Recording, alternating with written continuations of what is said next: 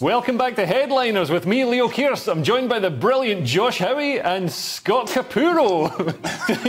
I know it's the first time anybody's described you as that, Josh. I'm sorry, I didn't mean to startle you. Hilarious. Anyway.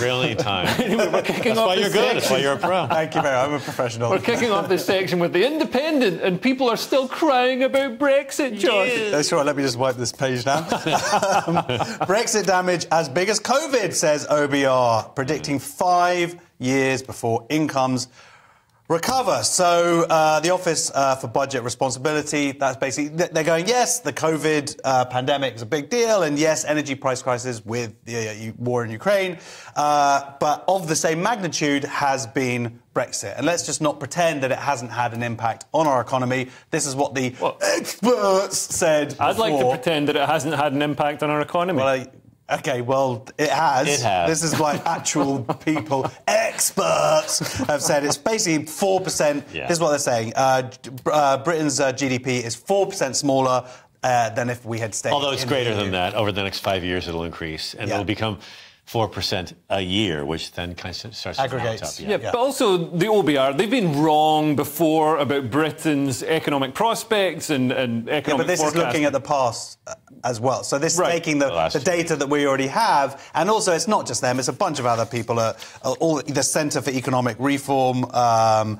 We've lost 33 billion in lost trade. Look, people said that this is what's going to happen. If you're creating these trade barriers, of course it is going to have an impact. Now, people wanted Brexit for a myriad of different reasons. I respect the economy wasn't the centre, the core reason that people voted for Brexit. For me, it was one of the reasons why I didn't want Brexit. I mean, I think the mistake that Theresa May made in her office was she put migrants before the economy.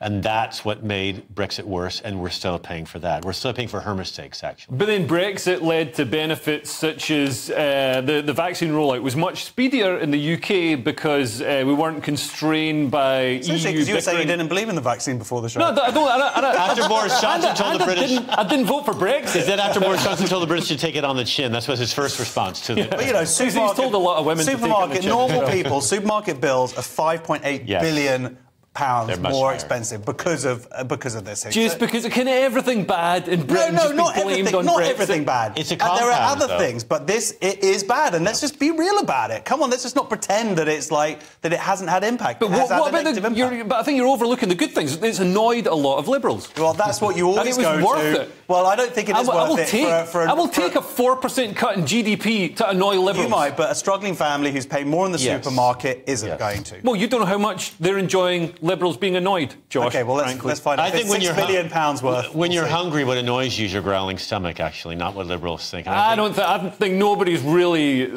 starving to death in the UK. I think, look, let's just be honest about it.